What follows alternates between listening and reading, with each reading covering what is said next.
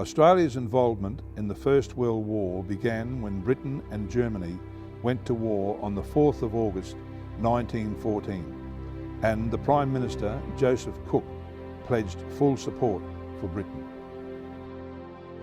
For Australia, as for many nations, the First World War remains the most costly conflict in terms of death and casualties.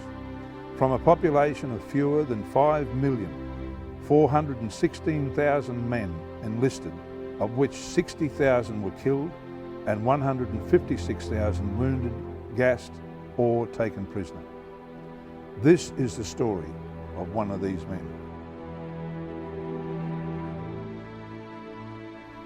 Private Albert Teague's 11th Battalion Australian Imperial Force was one of the first to volunteer, a Rockhampton lad who happened to be in Kalgoorlie, Western Australia, when war was declared in 1914. His adventurous nature led him to enlist. After a short training period at Black Boy Hill, Perth, he joined the first transport convoy to England.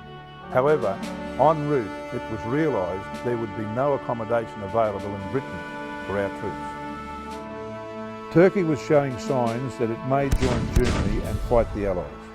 Tensions were mounting, so the AIF was diverted to Egypt, where the Suez Canal could be defended and further training could be conducted.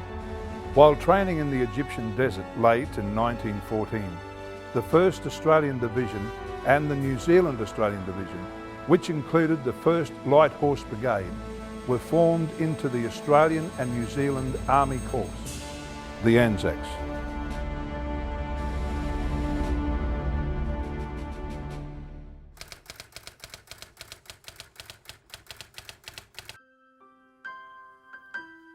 We've been training in Egypt for nearly 3 months now, when suddenly the routine of camp life changed.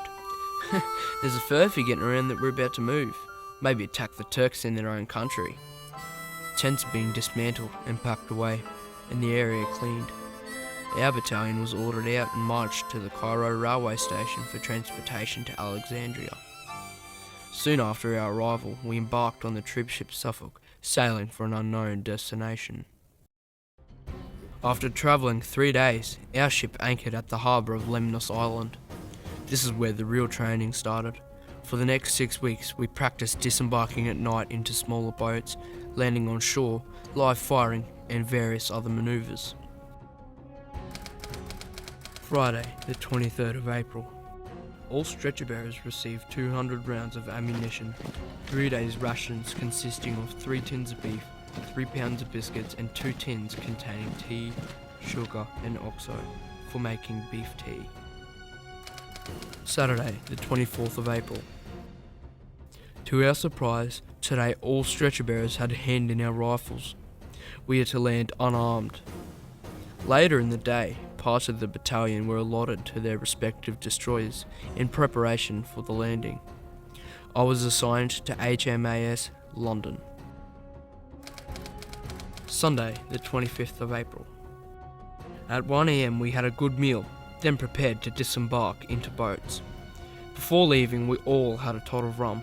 After much manoeuvring, the pinnaces made for the shore, each towing about 6 boats. It seemed a long way. About 50 yards from shore, a bullet spat out, followed by a perfect fusillade of bullets, also several bursts of machine gun fire. As the boat grounded, I jumped over the side up to my waist in water and flopped down into cover about 20 yards from shore.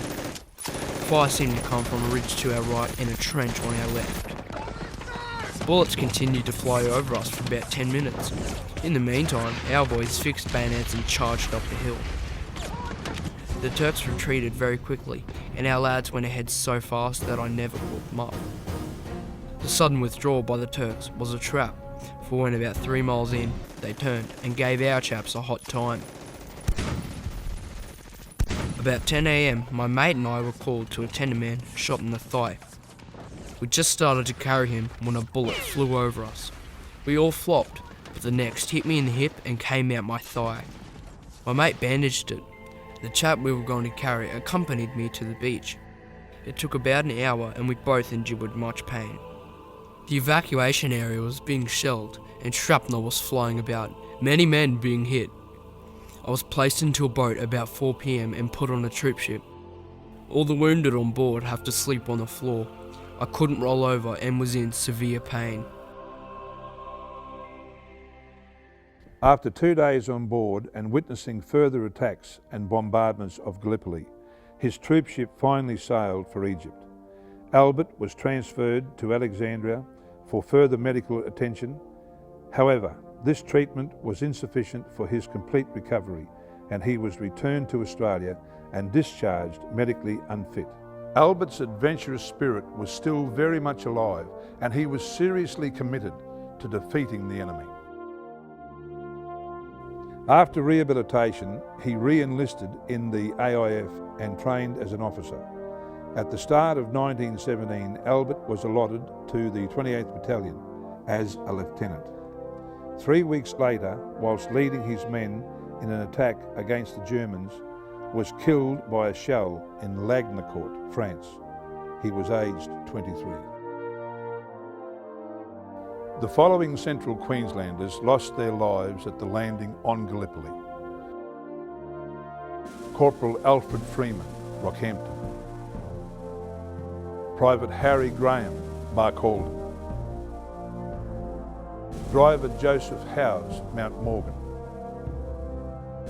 Private Leo Lindley, Wowan; Private Walter Westrop, Rockhampton. Lest we forget.